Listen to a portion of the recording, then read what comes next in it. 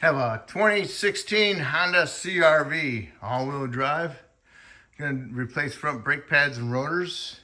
What the first thing you need to do is jack it up and support it properly, and also remove your wheels. Okay, the lug nuts are a 19 millimeter, and then you will have to remove the caliper. The caliper is held on with two 14 millimeter head bolts, one here and one here. Remove those, and then you need to remove the caliper. Get yourself a flat blade screwdriver, go in between the caliper and the little bracket shield. Hardware, I guess. And just kind of pry the caliper off. And make sure you use two hands, one to pry and one to hold the caliper. And then when the caliper comes off, you can bring it on over and set it up on top so you can check it out. All right, I flipped the caliper over on top. Next you want to do is inspect your caliper pistons and the boots. See if you see any fluid leaking or the boots being torn. This all looks good, so if you have one that's torn or leaking, you should replace it, all right? So next you want to do is go ahead and clean it off a little bit, and then get your piston spreader and spread it open and push the pistons back in. Okay, what I use is an old brake pad, put it in there with a C-clamp, tighten it up, and brings them in, or you can use the ratchet type that expands when you ratchet it, okay?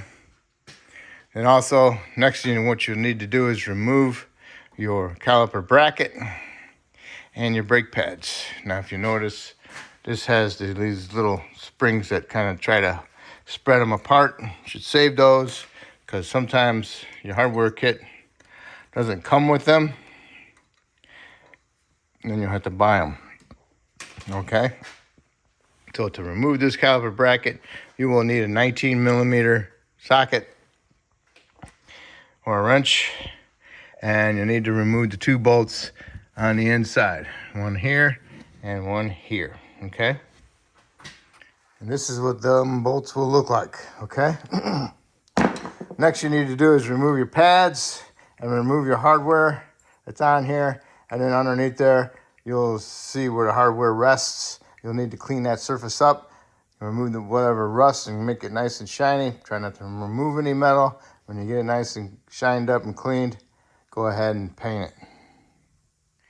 See, there's the surface that I'm talking about. Looks kind of cruddy. So what happens is it rusts up, and when it rusts, it expands, and when it expands, it kind of pinches the pads, so it doesn't allow the pads to move freely in the bracket, and sometimes it causes abnormal wear. All right, so you need to clean that up.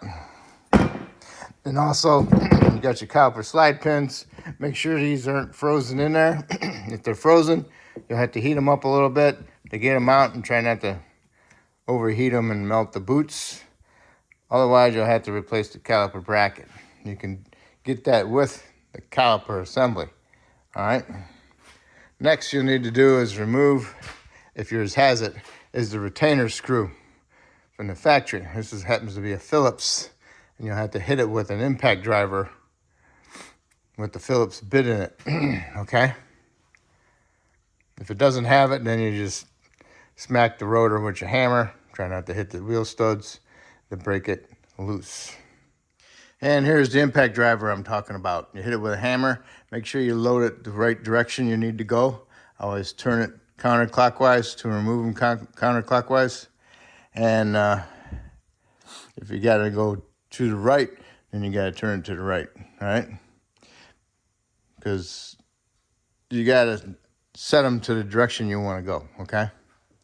All right, so I got one of these retainers. So now I can go ahead and smack my rotor, because I'm going to replace the rotor. And the vibration will break the rotor loose from the hub. And now I can remove my rotor. So now here's your hub.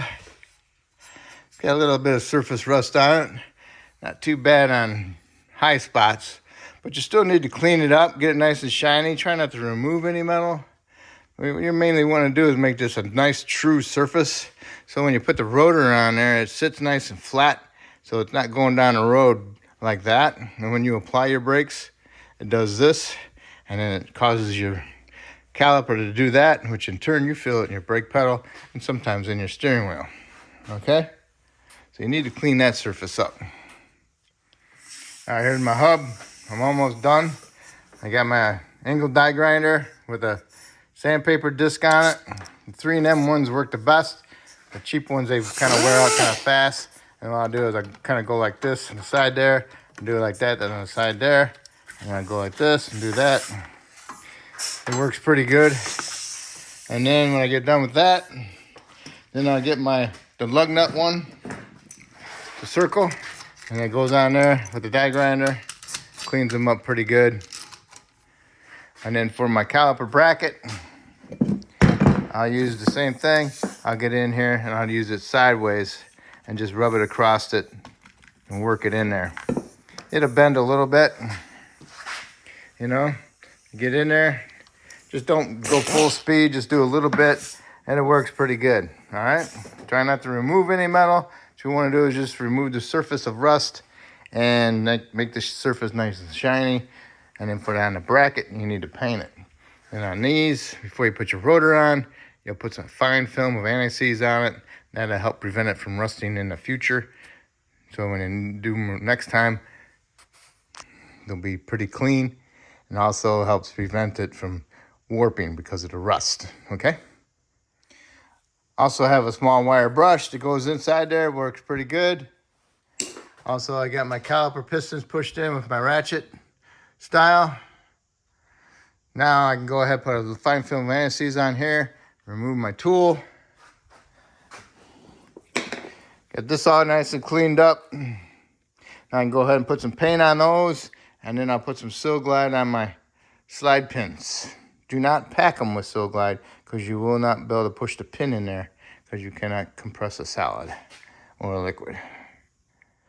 Okay, I painted my brackets.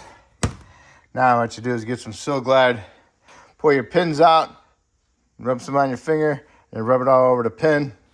And if your little grooves for your boots are full of rust, then get a hacksaw blade to clean them up. Okay, use the hacksaw blade as a file.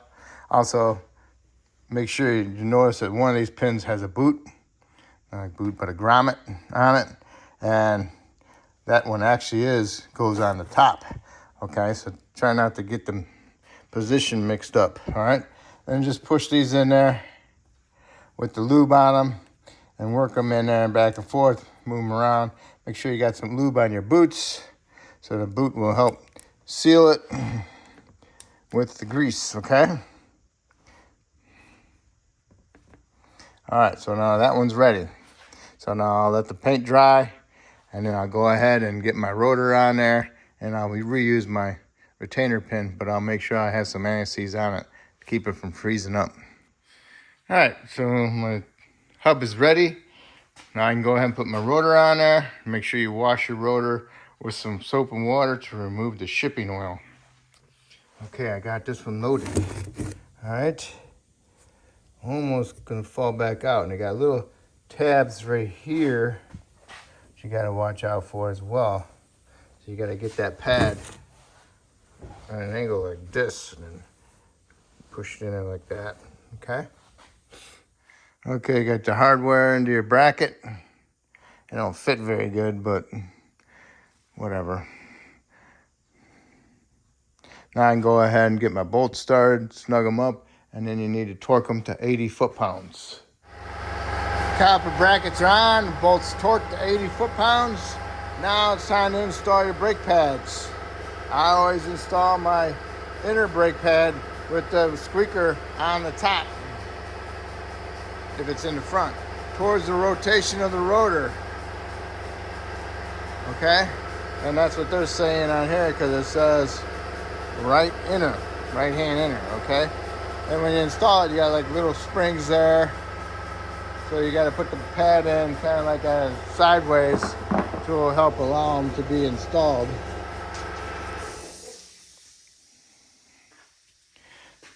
Kind of go at an angle and then push them in there. Sometimes you gotta hold these clips down to get your pad in there, Because remember I said these fit pretty bad. So you gotta hold the clips in there, so you need 2 hands. All right. Yeah, that thing bounces around. Yeah. So we'll have to use 2 hands to work it, okay? Sorry. They're a booger. When the ones like these, you gotta kind of fight them a little bit. So what I do is I put the pad in on the top at an angle. Come in on the bottom one, and I'll push this clip down and push it in there. Push it down inside where it's supposed to be, and then I can push my pad in there and get my pad in. Same thing with the inside. I'll get one side in, and then I'll push the hardware down, and then I can get my pad in there. You just gotta get a light in there, see what you're doing, and understand it, okay? Because remember, these act like a little spring, and then the whole thing wants to pop up. Okay, so now I got them in. Now I can go ahead and put my little spreader springs in there that I didn't get with my hardware. And you just gotta be careful because it wants to spread the pads apart and then knock it out of your bracket. So then you gotta hold on to this with one hand with both springs in there, and then get your other hand over here, grab hold of the caliper and put the caliper on. Okay, I got both springs in there. See how I'm holding my pad? Sometimes they'll stay. And I have to go in here, grab hold of my caliper, and then put my caliper in there. At the same time, sometimes I gotta hold the pads together, okay? When you're putting your caliper on, make sure you use the bottom to push the slide pin in, and you can line up your caliper and then push it on there, and use your other hand, your left hand, to squeeze the pads and also to push this slide pin in so you can get your caliper over it. Then you can get your slide pin bolts started, and you want to snug them up, and then you want to torque those to 30 foot-pounds.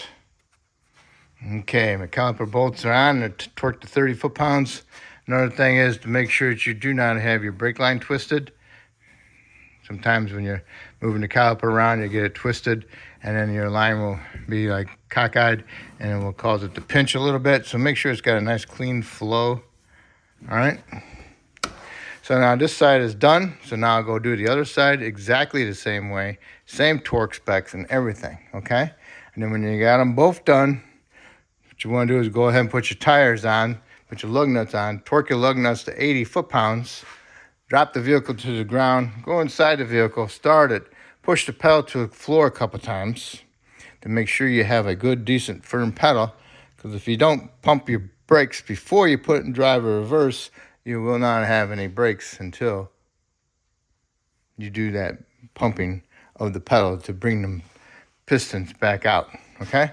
And once you're done with that, shut it off, go underneath the hood, find your brake master cylinder reservoir, check the fluid level, top it off as needed. This is a Honda, so it might be type 4, so just be aware of that. It should be marked on top of the cap. So after all this is done and said, your brake job is complete. All right, so hopefully I helped you out with this video, and hopefully you can help me out by subscribing to me, and I appreciate it. And always remember to have a good time.